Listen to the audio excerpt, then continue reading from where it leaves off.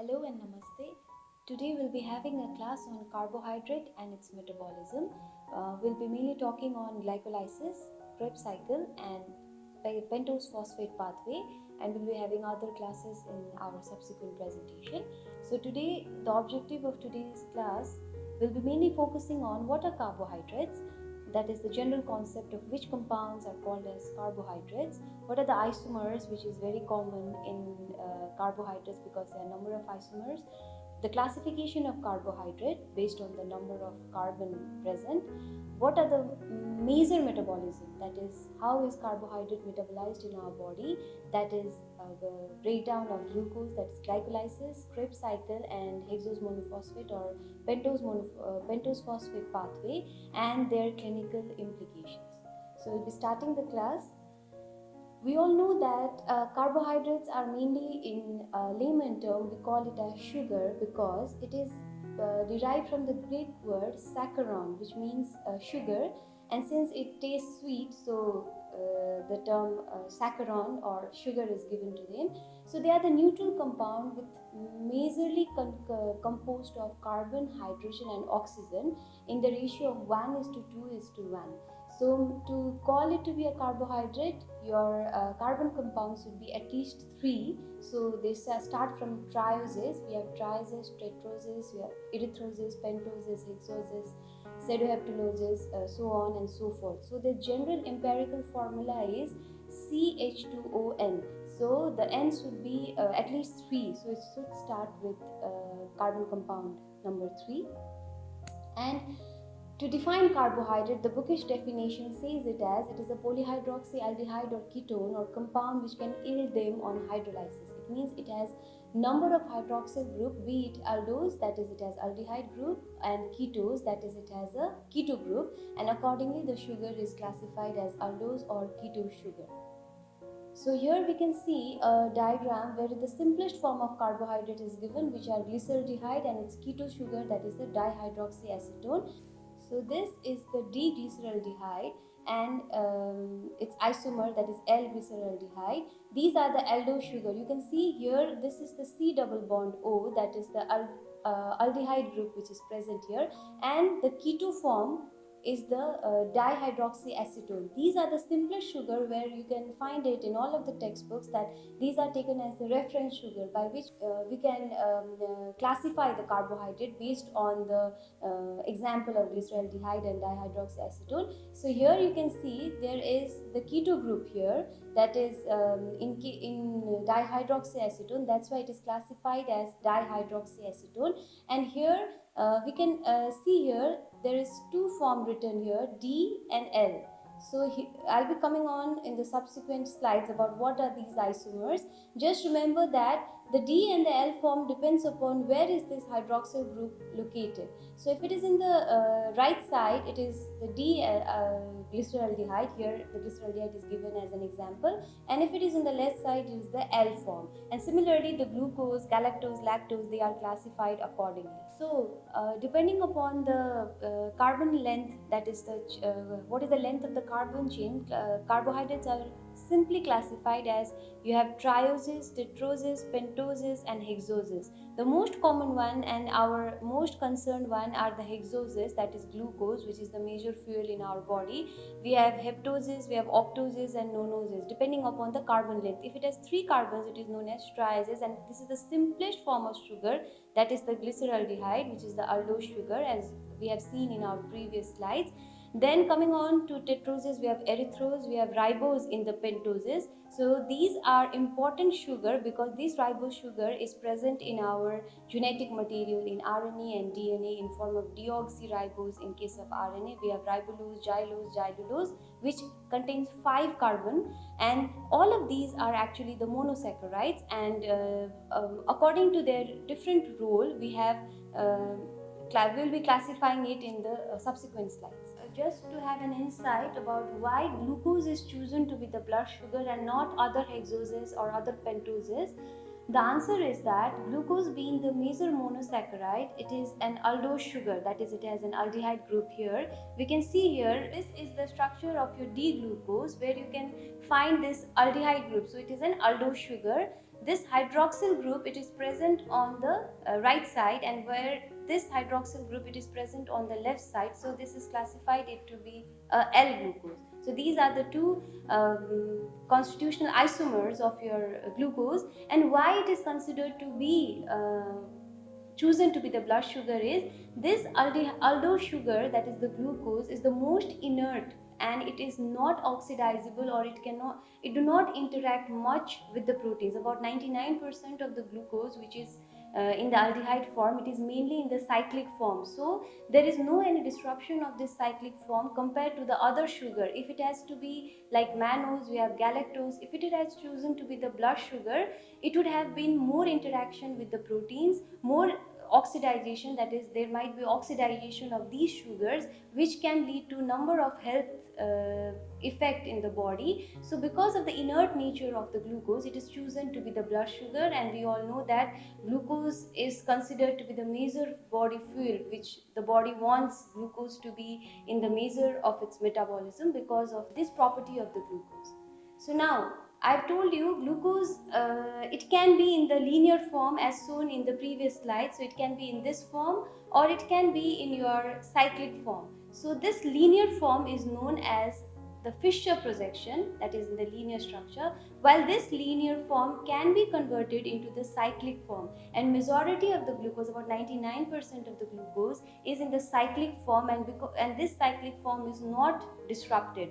That is, it is not oxidized, or it is not combining with any of the proteins until unless there is any pathological changes. For example, like we have in case of excessive blood sugar, this glucose non-enzymatically attached with protein, that is hemoglobin or albumin, forming glycated hemoglobin or your glycated albumin or fructosamine. That is not in the normal case. So that's why glucose is chosen to be the evolutionarily chosen to be the blood sugar. And this is the structure showing the Fischer and the Havard projection. And I just want to make a note that we have two forms of your ring structure, and the most stable form is the boat form. You have a chair form and you have a boat form, and I think this will be more important in your PG examination. So these are the different types of the sugar which is important biologically, but among them the most important one is the glucose. Now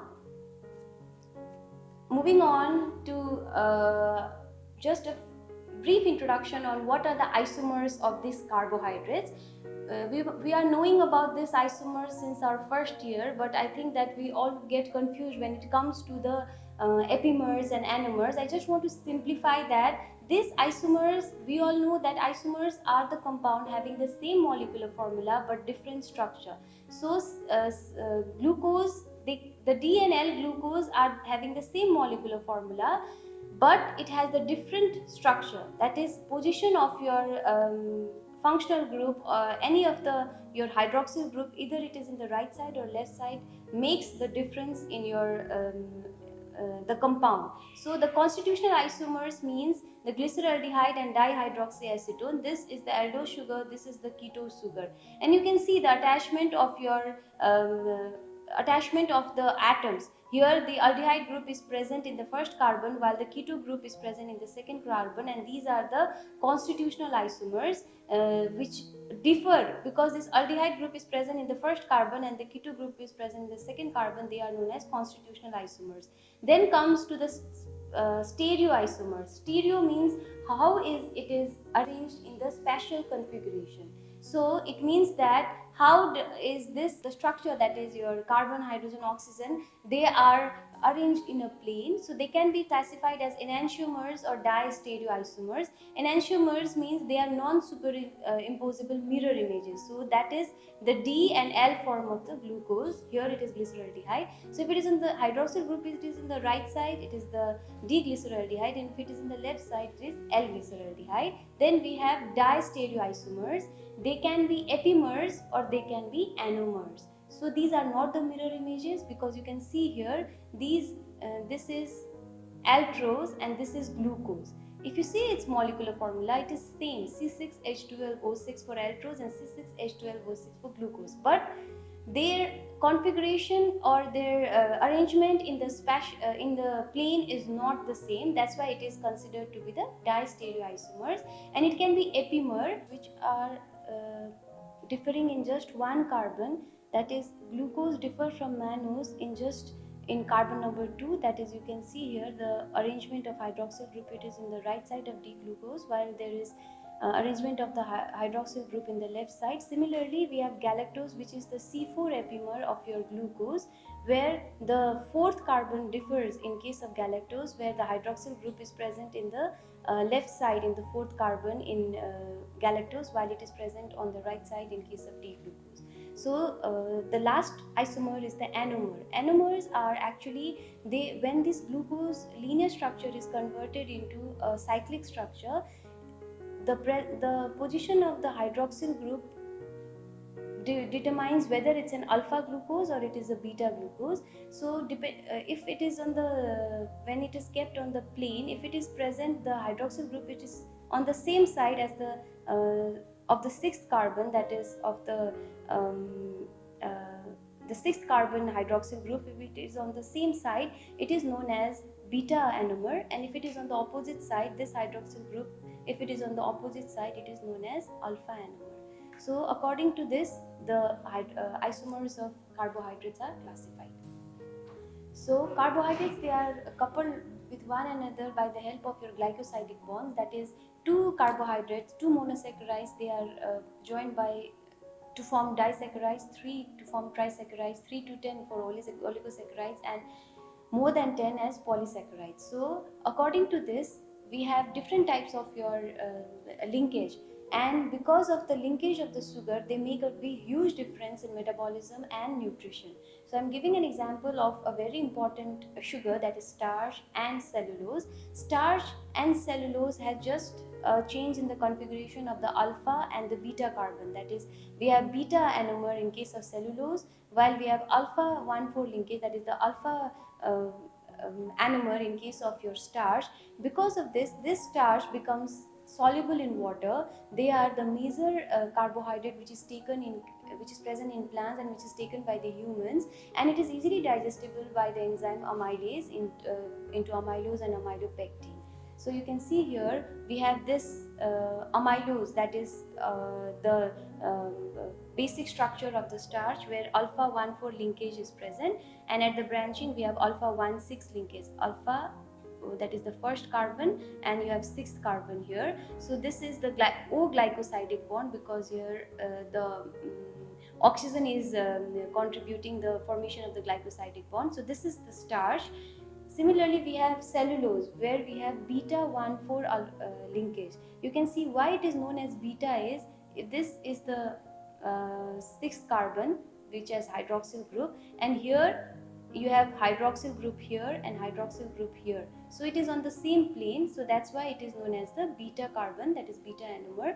And here it is 1,4 linkage, the same linkage is here, but cellulose, it is not digestible because of this, because the human do not have any enzyme to break down this beta 1,4 linkage, and that's why cellulose is known as roughage, and it is not soluble in water, and it is not taken in our food. So that makes that a linkage can make a huge difference in metabolism. So these are the examples of various sugar. You have ribose sugar, that is the pentose sugar, 2-deoxyribose sugar, which is present in DNA, that is in the genetic material. We have RNA, which contains ribose sugar, glucuronic acid. These are mainly the useful for the conjugating. You have bilirubin, mainly used for the conjugation. You have glucosamine and acetylglucosamine, mainly in case of your membrane transport. You have glucose 6-phosphate, which is the major metabolic fuel in our body, and you have sorbitol. This sorbitol is important because these are the one which accumulates in case of diabetic retinopathy, because the structure of sorbitol, it is made from fructose, and these are osmotically active. So fructose is the one which is the precursor for the sorbitol, and it is also one of the sugar which is present in our human tissues. Now coming on to the metabolism of carbohydrates. So why is this extracellular glucose required, and where is the use? So we all know that glucose is the major tissue energy source, and that is mainly because brain is the major organ which takes glucose predominantly. So if there is no glucose in your body, that is it is less than 7 millimole per liter, the brain can have so the effect of hypoglycemia. So hypoglycemia is mainly likely to impair the cerebral function because brain cannot use other energy source like your fatty acids, your ketone bodies mainly. So it majorly relies on your glucose supply. So if glucose is not supplied, it can lead to number of uh, harmful effects, that is health related effects. So brain cannot synthesize glucose, and it cannot store the glucose like liver or other organs where glucose is stored in the form of glycogen or which can be used in glucose depleted state, and it does not metabolize substrate other than glucose and ketones to a very less extent, but majorly it is associated with glucose only. And it is not that is the entry of the brain glucose into the brain cells is not facilitated by insulin. So even in case of insulin deficient state, brain can easily use glucose as its metabolic fuel. That's why extracellular glucose is regulated to its normal amount to around 7 to 10 millimole per liter, because brain, if it does not get its glucose in optimum amount, it can lead to hypoglycemia, impairing cerebral function.